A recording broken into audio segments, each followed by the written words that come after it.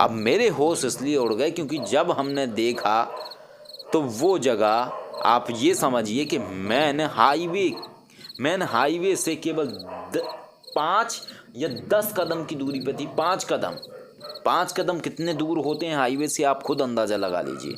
5 कदम की दूरी पे वो खुदाई हुई। मेरे सच में होश उड़ गए क्योंकि हम जब उस स्पॉट पे पहुंचे थे तो रात को पहुंचे थे और रात को कोई भी स्वाद नहीं पड़ा कि कौन सी कहाँ पे क्या है, कुछ समझ में नहीं आया। रोड कितनी दूर है, कितने दूर है हम हैं। और जब कबस लगाया तो ऐसे लग रहा था जैसे कम से कम 100-200 मीटर की दूरी पे ये काम हो रहा है। लेकिन जब दिन में दिखाया तो होश उड़ना स्वाभाविक थे। 5 और 10 कदम की दूरी बहुत कम होती है। मैन हाईवे के बिल्कुल बगल में हो रहा था।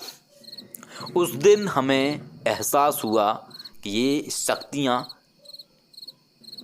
कितनी प्रचंड हैं और कितनी रहस्यमयी हैं, क्योंकि ऐसा पॉसिबल ही नहीं है कि हाईवे के 5 कदम की दूरी पर गड्ढा खुद रहा हो, दिए जल रहे हों, लोग क्रियाएं कर रहे हों और हाईवे से निकलने वाली गाड़ियों को दिखा ही नहीं वो गड्ढा, न आवाज़ें सुनाई दी किसी को।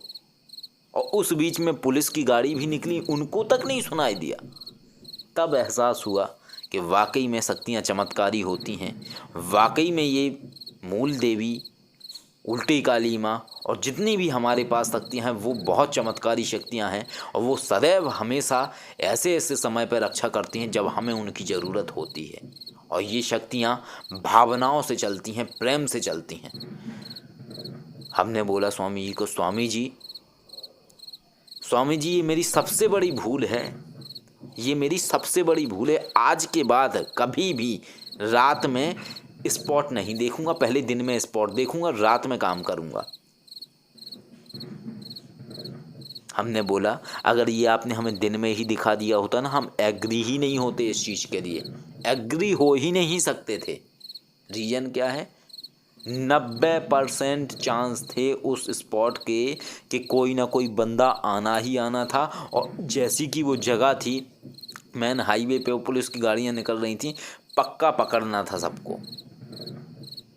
हमारा भाव कुछ और था, लेकिन हम सब पकड़ते इस तरीके से होता कि कोई राहगीर निकलता हाईवे से, उसको कुछ दिखाई देता, वो फ़ोन लगा देता, 100 नंबर पे फ़ोन करता, फिर क्या हो रहा है वो बाद में पता करते, क्यों हुआ ये बाद में पूछा जाता, पहले तो कार्य हो जाता उस चीज़ का।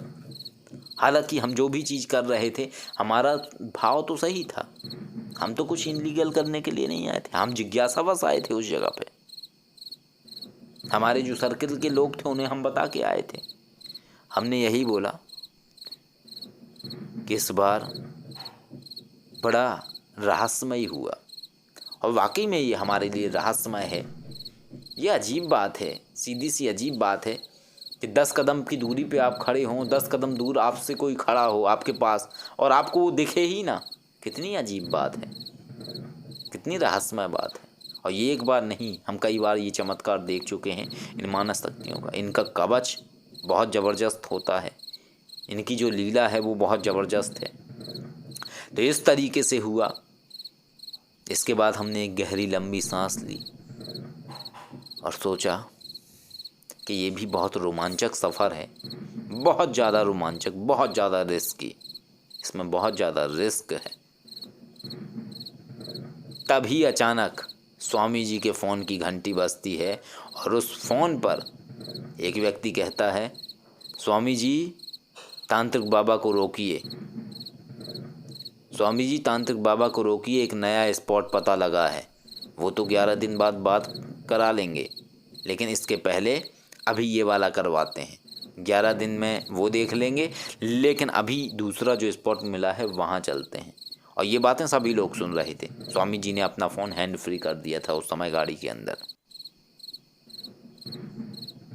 अभी नया केस मिल गया, नया स्पॉट मिल गया।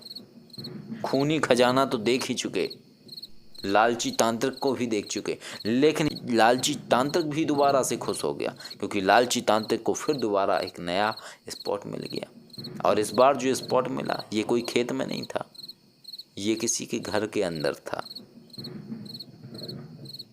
और उसके घर के अंदर ये खजाना था। और उसके 12 साल के बच्चे को रोज़ सपने में एक बुजुर्ग दिखाई देते थे और वो कहते थे बेटा निकाल लो, एक हाथ नीचे है खजाना निकाल लो, एक हाथ नीचे है खजाना निकाल लो। एक ही सपना बार बार आता था।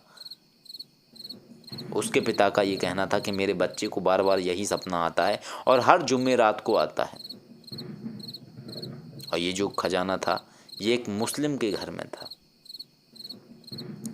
ये केस मिलता है। आगे क्या होता है इसके लिए इंतज़ार करिए। अगले भाग में बताऊंगा आपको ये नए खजाने का रहस्य।